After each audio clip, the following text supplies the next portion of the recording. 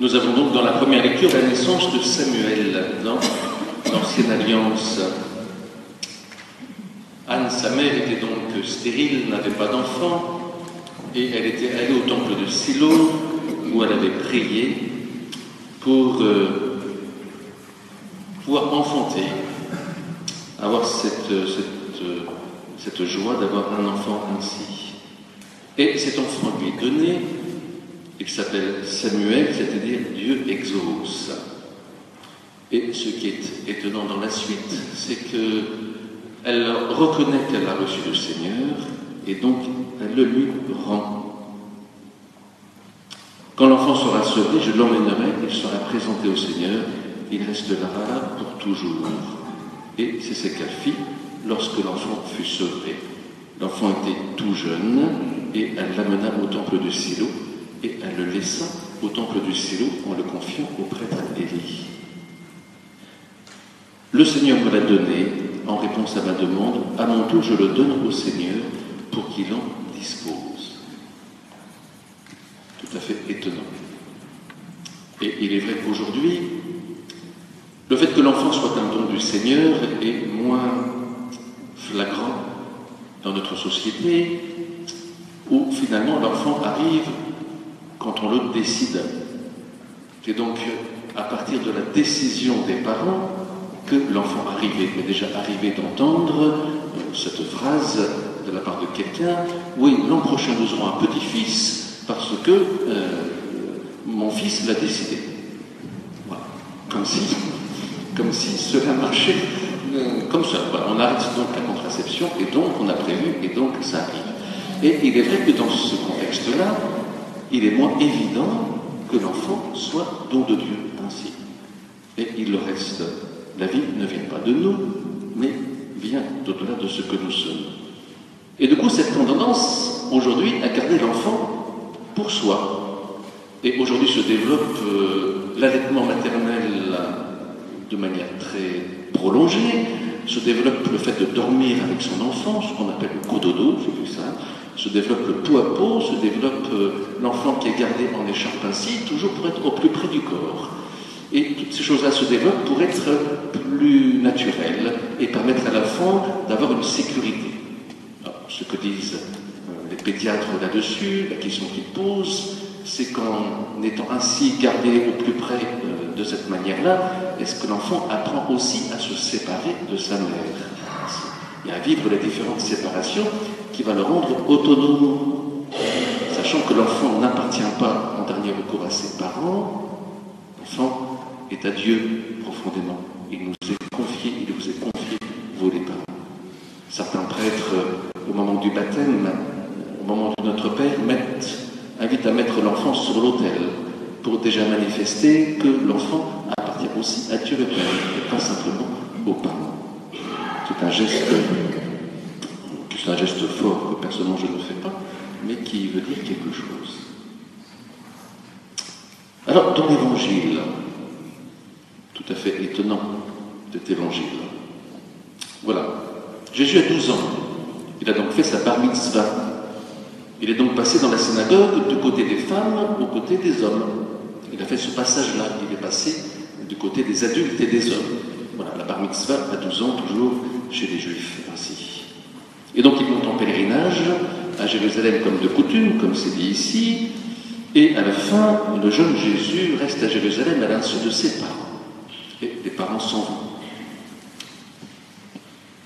Premier étonnement, c'est que cet enfant Jésus devait être digne de confiance pour que les parents ne fassent pas attention à ce qu'il soit avec le convoi des pèlerins.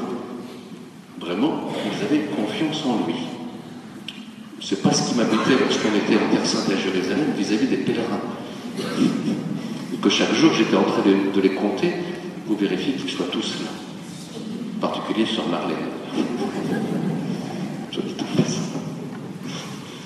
Voilà, c'est étonnant. Ici, c'est cette confiance. Et ils s'aperçoivent au bout d'une journée que l'enfant Jésus n'est pas avec eux.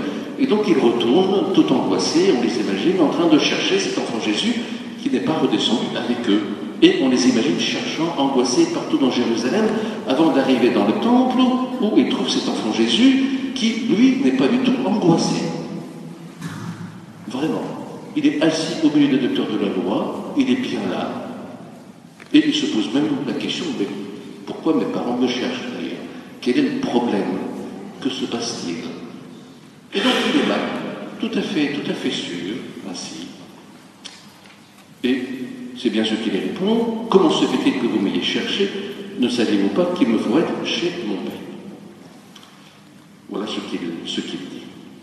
Ça me fait penser à un autre passage d'évangile de Saint Luc, de Marthe et Marie, où Marthe s'agite, ici c'est les parents qui s'agitent, et où Marie est au pied du Seigneur, et ici c'est Jésus qui est dans le temple au pied des docteurs de la loi.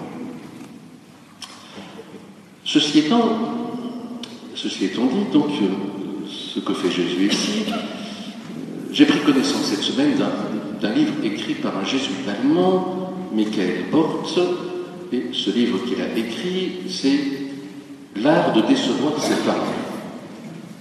Voilà. Et il a travaillé sur les entreprises familiales en Allemagne, qui sont très nombreuses, et donc sur la succession en particulier des entreprises familiales, où évidemment, quand quelqu'un a une entreprise, ce qu'il attend, c'est que ses enfants prennent la suite de l'entreprise, bien sûr, ce qu'on comprend.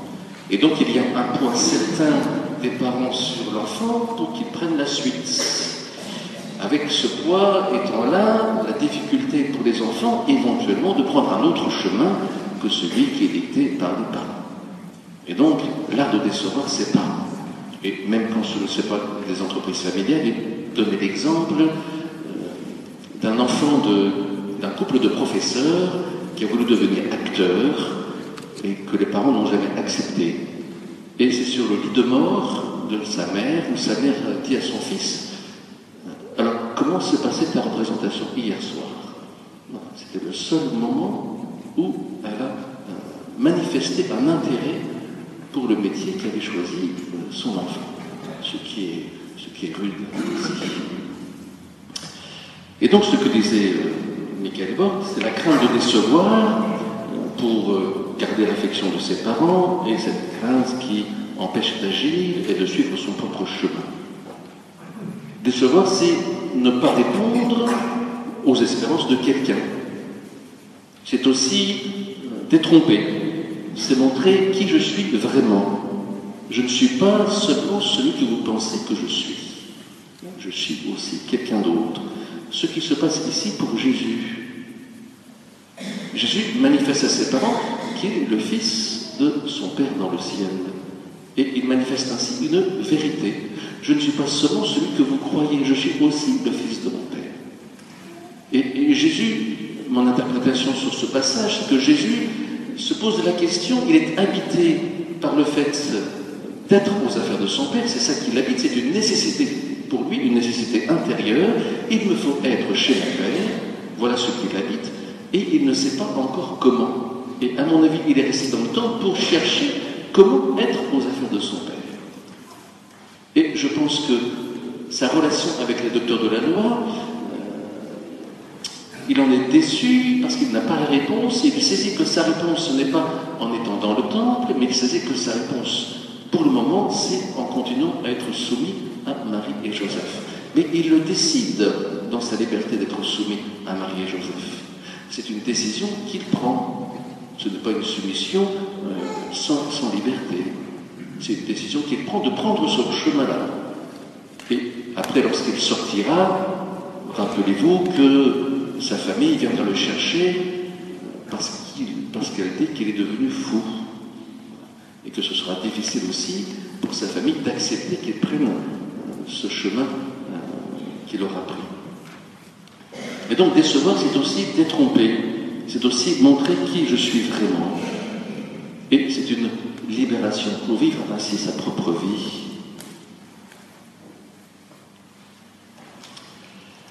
Alors, ceci, c'est une approche positive de la déception, ainsi. Avec la difficulté de comment vivre en harmonie avec ses parents lorsque le chemin que l'on prend n'est pas celui qu'ils attendaient. Et parfois, dans le dialogue, cela se passe bien, et parfois, cela ne se passe pas bien, comme l'exemple que je donnais ainsi. Ce que nous sommes, comme dit Saint Jean, enfants de Dieu,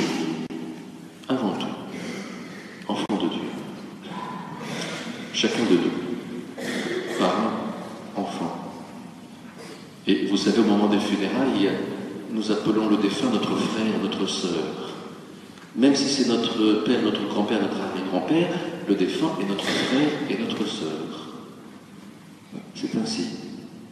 Et que vis-à-vis de Dieu, nous sommes tous frères et sœurs. Et que notre vraie appartenance est là, et non pas à nos propres parents. Et qu'il s'agit ainsi de tracer son chemin, comme nous le montre Jésus. Que le Seigneur